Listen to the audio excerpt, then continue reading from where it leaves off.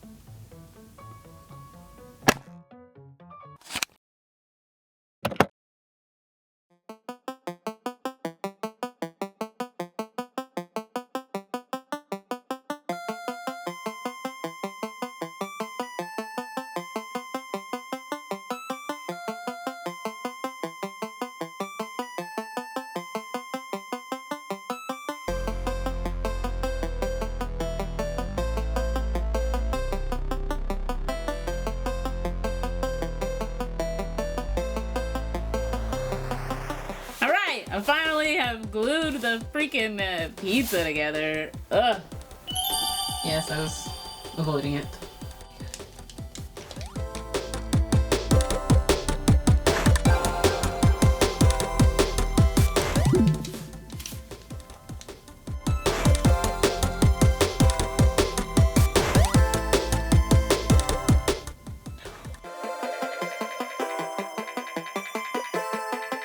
Where do we start out? Where do we start? Okay.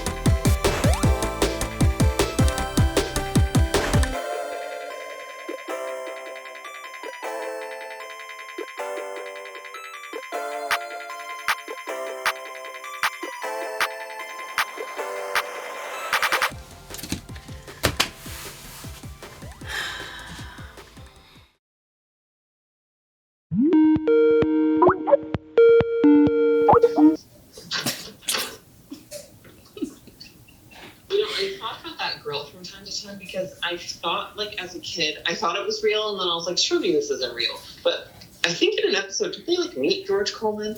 So I love that you're calling it. So I'm dog sitting right now. I'm not at home. You hear the dogs in the background. They're eating right now. That's me.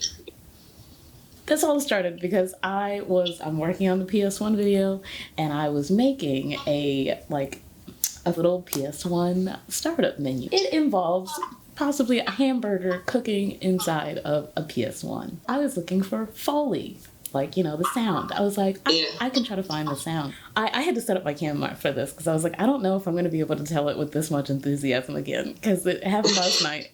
But I don't know if I don't know. I was like, would anybody recognize the sound of a Krabby Patty cooking? Yeah, it's like something familiar, yeah. So then I go and I look for the sound of a Krabby Patty cooking. And I was like, I can't really get any clean audio of this. Let me just look for a hamburger cooking. I'm looking for people cooking hamburgers. Can these dogs not be grabbing and pushing us? No! I can't. You're in this room with me! Stop! Go! He's not even in the room with us. Is that poop?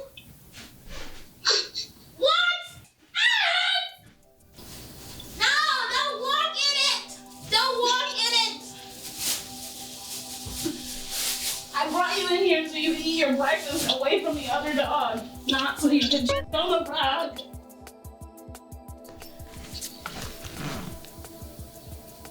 Okay, so I was looking up the sound of hamburgers cooking, and and so then I thought it would sound like a Gary Coleman grill. So then I look up Gary Coleman grill thinking I'm gonna get reviews, but no, what I instead find is clips from Drake and Josh and them using a Gary Coleman grill, which is it's Gary, not George. Okay, well, Gary. You close, right? So the real grill is a George Foreman, and the parody is a Gary Coleman. So this is so funny. It didn't end there. People know that, right? People know. But I'm looking at the footage, and I'm like, but what are they holding? They had a prop in the show. They had boxes. Yeah. I am looking at this footage for way too long, right? And I'm listening to how Drake is putting it on the counter. I'm like, that sounds like something that would take batteries. I'm looking at it from every angle. There's nothing on it that's telling me what it actually is. So I'm thinking, well, they built it. It's not real, right? Why would it be real? Part of this search, why it became such a trail of what's going on, was because I found one picture, I found one meme, and it is the most clear image of this grill that I saw. Well, where did they get this from? They couldn't have gotten this from the episode. This must be the product image of the original whatever this object is. It is a Play-Doh set from 2003, and I couldn't believe that I found it. I don't know. but also that I didn't know that it wasn't a real grill. I was over here, and you know what? No, I know that there are other people who also think that Gary Coleman is a real brand of grill, because I have looked, and I was just like, I gotta tell somebody. Someone. I gotta tell somebody. So when I called you and I asked, what is the name of the portable grill? And your answer was George Coleman. And it's such useless information. That's insane. It's also really interesting to think about, like, how heavy of a product placement that was for us, especially as kids. That's what I'm saying. I didn't even know it was real. This whole episode is an infomercial, and it was a successful one. So much so that when I, 20 some odd years later, am looking for the sound of, I think that it's probably what it would sound like if you were cooking a hamburger patty inside of a PlayStation 1, is a Gary Coleman. Like, that was what I thought.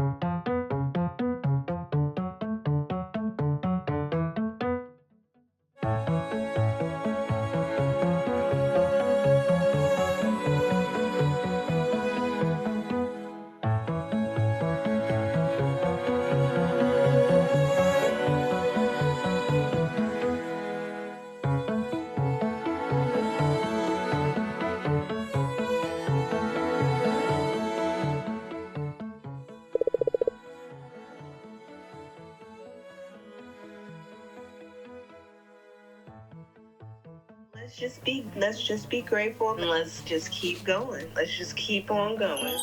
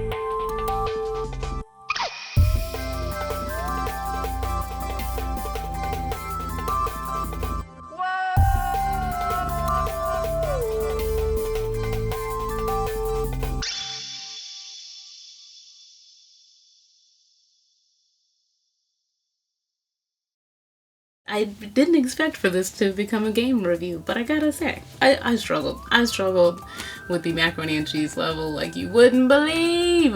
Well, you would believe because you watched me do it. Don't know if I'd come back to this one, honestly. I don't know. Happy New Year. Whenever you're watching this, I'm filming it just as 2025 is coming to a wrap. It's been a great year. I have enjoyed all the things I have been able to make. I hope that you'll go and look at some of the other things I've made. Occasionally I get comments where people ask, how do you get past artistic block? Obviously, I still find myself getting stuck there too. I think at this point, what I have learned is that it comes in ebbs and flows. I definitely get stuck on some levels. I do try my best to come back to them, take a break, leave it alone, because you might drive yourself crazy. Just don't give up. It's okay if some of your art projects are on the back burner for longer than you anticipated, because you never know what you might learn or pick up from something completely different or something within the same game. I am happy that I stuck with this one. I have had the pleasure of meeting a lot of other artists, a lot of other creatives, interesting and entertaining and fantastic people this year. You all have very much kept me inspired. In the new year, I'm going to try my best to get more episodes out a lot more frequently. If you want to keep up with me, I will put all of my socials down in the description. The next episode will be just as ridiculous as this one. Thank you so much for being here. Thank you so much for watching, and I will see you in the next episode.